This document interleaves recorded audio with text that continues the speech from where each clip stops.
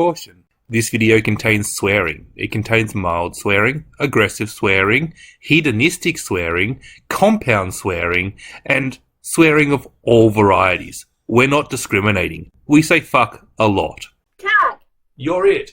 Which tag are we filming? Uh-huh. It's the Scottish Patter tag. Ball bag! What? I'd like to thank Sarah for introducing that into our vernacular.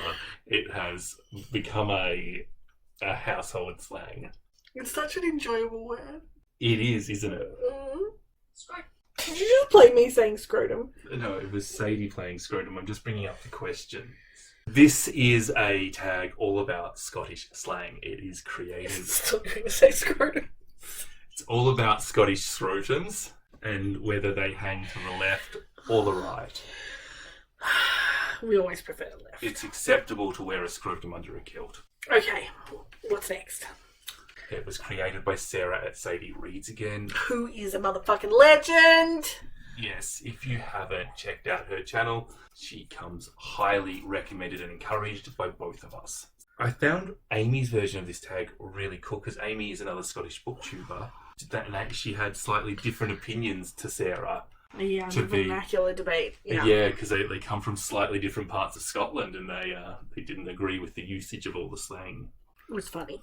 All right, pal. I'm not sure that's how they say it. We should say it in the most ochre Australian accent possible. Well, that's you. You prick. What's the word? All right, pal. All right, pal. Doesn't sound very Scottish. What's the prompt? Carry on. Greeting. Term of endearment. Yeah, right. Tag for people you'd like to see do this tag. Who has the most non-Scottish accent? What is the opposite to a Scottish accent? German, but there you go. That's all the people I'm subbed to. I'd like to see Bob the Brooker say ball bag. Fair enough. I want to see Shelley Swearingen say scrotum. So, Olivia, the dilemmas. Everyone, I want everyone to do this. Courtney Ferreter. That's who I picked. Look at the camera. Yeah. Over here. Oh. Look at ya. You're so cute. Stinky. Okay, what's our next prompt? While I switch it up. Switch. Did your eye? Did your eye? Did your eye? What's wrong with your eye? No, that's not what it means. What's it mean? It means eye. So, I'll say something, then you say did your eye, and it'll be correct. Okay. I killed a crocodile with one punch. Did your eye? Yeah, that's how it's used. Oh, you're full of shit. Yeah, that's it. It's Aussie for you're full of it, mate. Yeah. Talking out your ass, brother. Oh, yes. Talking out of one's rectum. What's the What's the actual question? Sorry. I don't know. What are we doing here? I was just patting the dog because he's sucking up. Memoir or biography. Oh, a memoir that you thought wouldn't believe if it was fiction. Yeah, a memoir that you thought was bullshit. Or you would think was bullshit if it was proposed to you as fiction. Yeah, the New Testament. I just can't get on board with the resurrection. I feel like the one that you read about the refugee, the Hope. Oh, Hope Not Fear by Hassan Azad. That sounds like it would be bullshit. Oh, jeez. I read that last week or the week before. I've not done a rap on it yet. What the Assad regime did to this man who went to a protest to basically say, don't kill us, we don't like being killed. I mean, it doesn't seem like a complicated message. These activists and their unreasonable demands. The stuff that they did to him, every time that human depravity plumbs to a new depth, I am shocked by it. Yes. And I like to read about human depravity, and you would think that I've read all the nasty shit already, but it's not true. It's definitely not true. This is probably after Our Bodies, Their Battlefields, the most shocking book I've ever read. And nothing's ever beating Our Bodies, Their Battlefields, because, fuck me. For me, it's probably No Friend But the Mountain. Similar reasons. Yeah. Refugees and How We Treat Asylum Seekers centre to both those books. Yeah. Oh, yeah, beat your head. Oh, you beathead. Yeah, you do it. It's number 3. No, these are not words. Away and bile your head.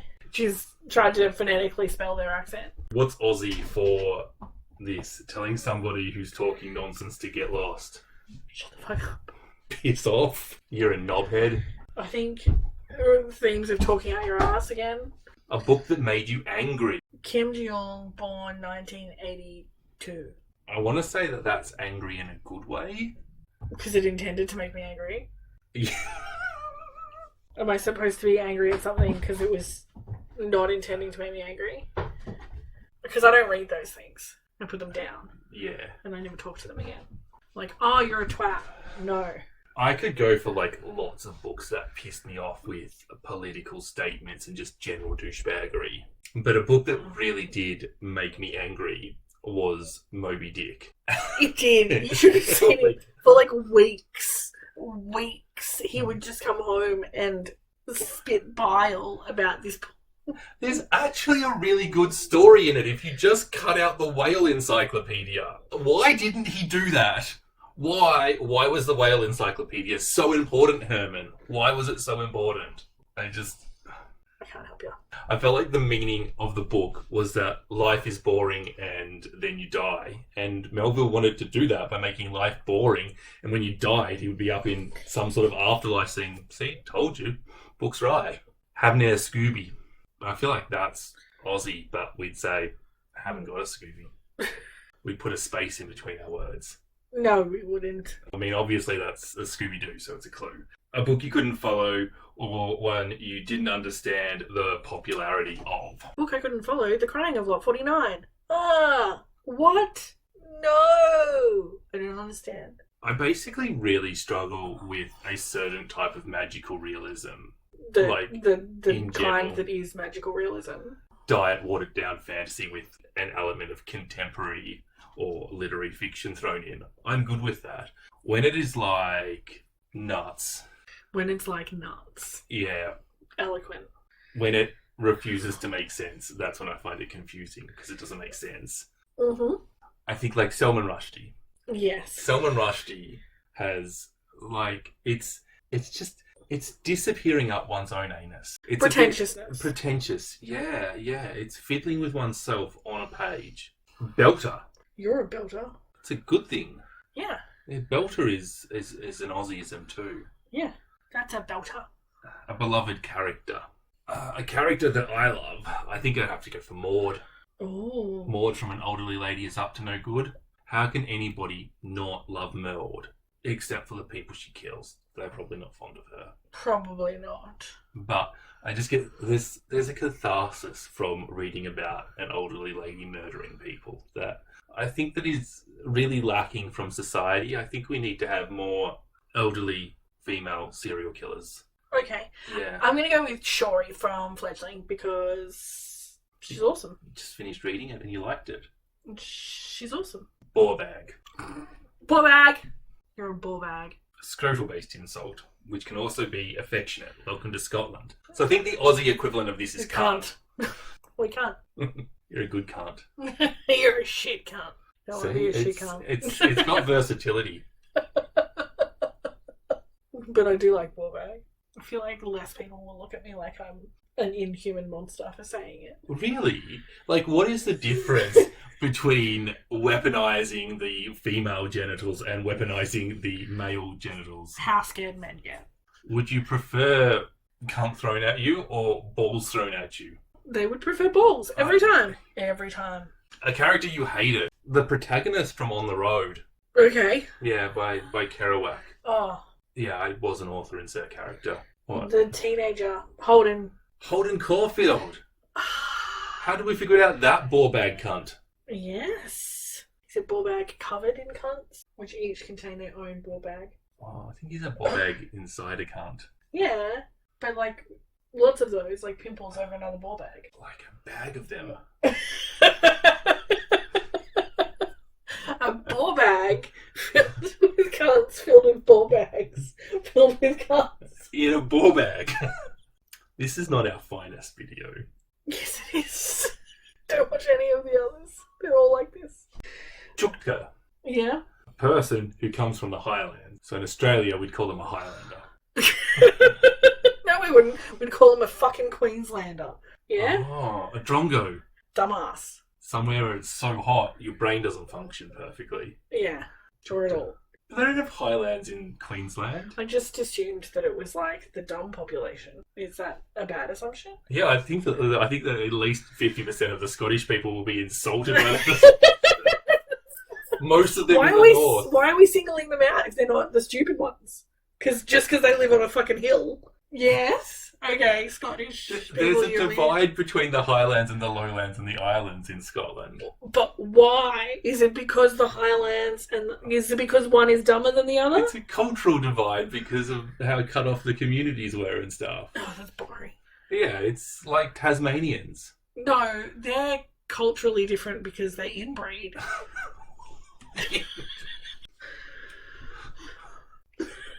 I'm relatively sure that there are people in the lowlands of Scotland that be like, yes, you get it. I'm just offensive today. What's You next? are just offensive. What's the actual question? A book from off the beaten track of your country. I don't read What? Australian shit. I really hate bush literature. I really hate it. Or It surfer is- literature. Yeah, I hate these stereotypes about our country which refuse to see people like myself. I feel told that I am somebody else. And I think that the stereotypical bushman is this uber masculine sort of, oh, you took my finger off, just stick it back on, it'll be right in the morning sort of Yeah. person, and I don't associate with that, and I cannot stand literature based there that glorifies that. Yeah. Sorry to just blast an entire section of Aussie literature. That'll probably lose us subs. An Australian book that I absolutely love, that I feel is very stereotypically Australian, is The Performance, which is the story of a bunch of people that are going to see a Beckett play, and at the same time there is a bushfire going on, and they're rethinking their life, and they're watching this play, and they're getting news in about this fire, and they're thinking about the events that have led up to this thing, and there's one of them is a victim of domestic abuse, and it just felt like this was really Australian, in a really Melburnian actually, because it's centered around arts and culture. it's 100% based in Melbourne because it mentions the Yarra River. It's clearly talking about the bushfires we had in, I think it was the 07 bushfires that we had that was so devastating. And I think that's something that people won't know if they're not living in Melbourne, that really adds to that to that book, is that those fires, while we might say they're in Melbourne, they're on the outskirts of Melbourne in the Yarra Ranges, which is about 50 kilometres from the centre of Melbourne, which is where all the playhouses would be. So it's probably the equivalent of Sussex being on fire and going to watch a play on the West End. But that a lot of people would commute between those two places. So a lot of people would be involved in, I want to say, both communities. And I thought that was a wonderful novel with brilliant characters that really captured Australia magnificently. So after I've bagged it, and a bushy part of Australia because of the bushfires. I feel like parts of the world that experience bushfires it becomes part of your identity. That it's like an annual. Yeah, it's almost like a holding of the breath come January. Are we going to burn this year or not? Yeah, and there are definitely communities that sort of burn over and over again. Yeah, there's definitely you don't buy a house out in the Dandenongs or the Yarra Ranges because people clearly do. They do. It's quite a populated area. you get quite a lot for your house out there because they're mountains and they burn every 10 years. Well, they must pay a lot for their insurance. Well, that went off the topic, didn't it? Pure Baltic. This is a bit chilly. Aussie for I'm freezing my balls off. It's as cold as a brass monkey's bollocks. Freezing my tits off, freezing my balls off, freezing my ass off. Yeah. What's the one that you and Kate say about astronauts? I'm so cold, my nipples are poking astronauts. Don't think that's an Australianism. It's a youism. We're talking about our local culture, not our country's local culture. Yeah, okay. A book set in a cold location. You can also have a rainy option. A book set in a cold location. Well, I just finished Lean Stand Fall, which has a good half of that book set in Antarctica, which, if I'm I mean, that's pretty chilly. told correctly, yeah, it's quite cold there. Now, that's a really trippy book about a man who experiences a stroke.